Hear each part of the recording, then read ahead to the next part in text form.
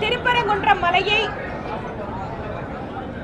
அங்கு திட்டமிட்டு மத மோதலை உருவாக்குவதற்காக திராவிட முன்னேற்ற கழகத்தினுடைய சிறுபான்மை மக்களை தாஜா செய்கின்ற அரசியலின் காரணமாக இன்று அந்த பகுதியில் ஒரு மிகப்பெரிய பதட்டத்தை அரசாங்கமே ஏற்படுத்திக் கொண்டிருக்கிறது. திருப்பரங்குன்றம் என்றாலே அது மலை, புனிதமான மலை,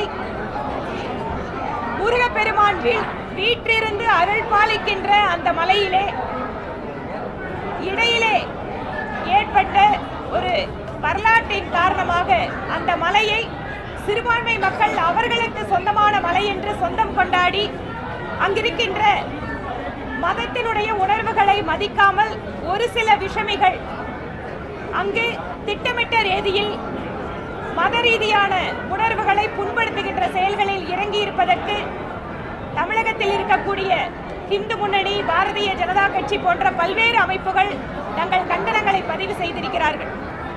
நாளை திருப்பரங்குன்றத்தில் நடைபெற இருந்த இந்து முன்னணியினுடைய போராட்டம் என்பது 144 தடை உத்தரவின் காரணமாக அங்கு அனுமதிக்க போவதில்லை என அரசு கூறியிருக்கிறது. முற்றிலும் ஜனநாயகத்திற்கு விரோதமான செயல்.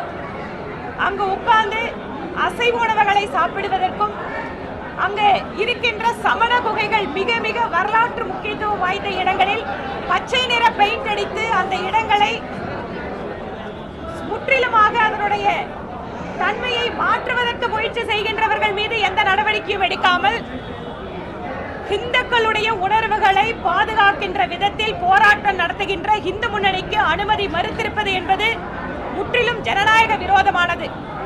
எங்களுடைய கடுமையான கண்டனங்களை அதற்கு தெரிவித்துக் கொள்கிறோம். பாரதிய ஜனதா கட்சியின் சார்பில் நாளை ஒவ்வொரு ஒன்றியங்களிலேயும் இதற்கென ஆர்ப்பாட்டம் நடத்தப்படும்.